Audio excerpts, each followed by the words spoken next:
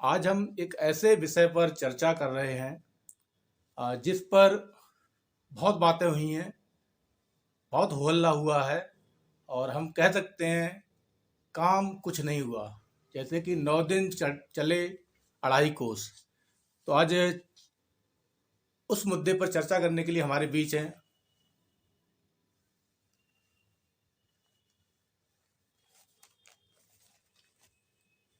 राजनीतिक चिंतक, संविधान के जानकार डॉक्टर राजाराम जी। सर, आपका स्वागत है।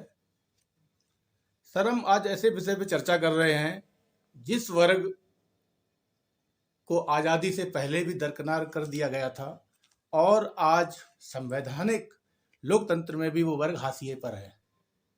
और विडंबना ये है कि लोग उनकी दुर्दशा का जिक्र करते हैं, उनके हमदर्द बनने का ढोंग करते हैं, लेकिन उस वर्ग की दुर्दशा के कारण और निवारण पर बात नहीं होती है। वो वर्ग जो देश के तमाम संसाधनों से वंचित है। तो हम बात कर रहे हैं वंचित वर्ग की। तो सर, सबसे पहले हमारा सवाल है कि वंचित वर्ग या वंचित लोग कौन है, क्या है, इसकी परिभाषा क्या है? जी हाँ, बहुत अच्छा प्रश्न किया है आपने, क्योंकि ये वंचित वर्ग छोटा मोटा नहीं है, बहुत संख्यक है। पॉपुलेशन के हिसाब से भी इस देश की आबादी का बहुत बड़ा हिस्सा ये वंचित वर्ग है। आज भी है, अतीत में भी था।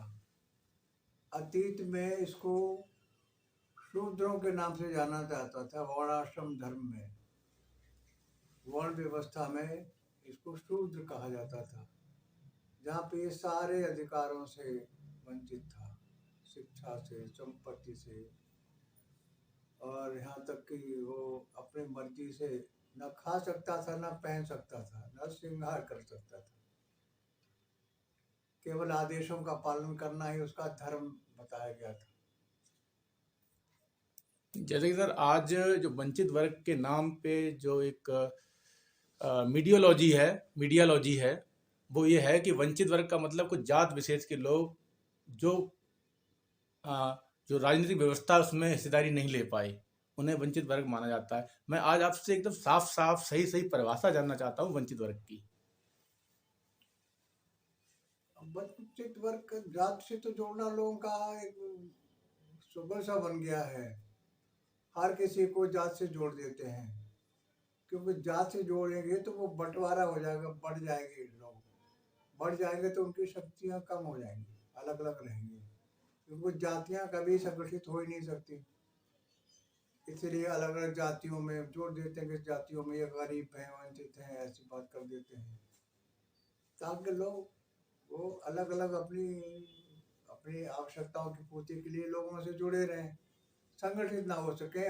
मुद्दे सभी के एक हैं। अतीत में जो अभी मैंने कहा ना कि जो शूद्र वर्ग था, अब जो संविधान लोकतंत्र आया, संविधान का निर्माण शुरू हुआ और संविधान बना देश आज़ाद होने के बाद, तो उसमें भी ये वंचित वर्ग, बहुसंख्यक वर्ग वंचित ही है, आज भी है। और ये देश की सभी जातियों में, कुछ में बहुत कम है, कुछ में बहुत ज़्यादा है। अगर देखा जाए तो करीब करीब मैं समझता हूँ कि 80% पॉपुलेशन वंचित है आज भी। और आपने देखा है कि जब 80 करोड़ लोगों को 5 किलो अनाज पर आश्रित रहना पड़ रहा है, सरकार दे रही है, जैसे सरकार है तो जनता ही का पैसा, लेकिन सरकार उन पर एहसान कर रही है कि हम 5 किलो फ्री अनाज दे रहे हैं तुम्हें, तो वो 5 किलो तो मिल रहा होगा, लेकिन इससे ज़्यादा लोग इसके हकदार होने चाहिए। ऐसी ऐसी पोजीशन औरों की भी रही होगी।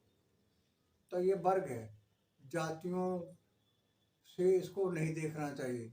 इनको देखना चाहिए कि ये इनके पास ना रोजगार है, वो वंचित है, ना रोजगार के साधन है, वो वंचित है, वो भी वंचित वर्ग है। ना उसकी चिकित्सा की सही कोई देखभाल है, वो वंचित वर्ग में आता है। और शिक्षा तो उसके लिए, बस शिक्षा तो उसके लिए क्या कहेंगे, कितना ज़्यादा अशिक्षित है लोग बाग। या तो जो सिग्नेचर कर लेता, अपने हस्ताक्षर करता, उसको भी उसी में जोड़ देते हैं। तो शिक्षा, कोई मजबूत शिक्षा, एक जैसे मैरिटेबल एजुकेशन होना चाहिए, वो तो नहीं है। इस तरह की उनके उस वर्ग के पास नहीं है, तो वंचित ही है। और गरीब है, विपन्न है, सबसे ज़्यादा शोषण उत्पीड़ित है वो। सहन करना पड़ता कि मुझे रोजगार तो उन्हीं लोगों के पास जाना, मांगने जाना पड़ता है, तो उसको वो सहन करता है। और न्याय उसकी सीमा में है नहीं, तो वंचित वर्ग है, आज भी है। मतलब वंचित वर्ग की जो आपने एक परिभाषा एक बताई है व्यापक परिप्रेक्ष्य में, इस बात को जनमानस तक पहुंचाने के लिए आप क्या करेंगे कि वंचित वर्ग समझें लोग कि ये वंचित वर्ग है? वंचित वर्ग को जनमानस तक पहुंचाने के लिए तो उनको आप बता सकते हैं कि आपके मुद्दे जो हैं, आप गरीब क्यों हैं, मुझे पूछिए। आप आपकी शिक्षा इस तरह की क्यों है, आपका बेटा जो है कटोरा लेकर पढ़ने जाता है, ऐसा क्यों है, आपका मनोबल क्या गिरता नहीं है, आपको सम्मान है तो क्यों है? ये क्यों पे सवाल नहीं होते, उनसे क्यों पे सवाल करें, तो वो क्या कहेंगे? कहेंगे हमारे भाग्य में लिखा हुआ है, हमारे साथ ऐसे ही था, हमें ये सरकार नहीं दे रही है। वो कभी ये नहीं स्वीकार कर पा रहे हैं, या उस वर्ग के लोग, उस जातियों के लोग, उस वंचित वर्ग से जो जातियों के लोग ऊपर उठ गए हैं, पढ़े लिखे हैं, शिक्षित हैं, वो उनको ये एहसास नहीं करा पा रहे हैं। उनको तो छोड़ ही दिया उन्होंने, एहसास नहीं करा पा रहे हैं कि इसका कारण संविधान भी हो सकता है, संविधान निर्माता भी हो सकते हैं। क्योंकि वो वंचित वर्ग है, उसके लिए संविधान के मूल अधिकारों में कोई एक आर्टिकल नहीं है जिसके हम ये कहें कि उसे कुछ उससे लाभ मिल सकता है, ऐसा कुछ भी नहीं। जबकि उसके लिए फ्री होनी चाहिए थी बहुत सी चीज़ें। सरकार का तो जो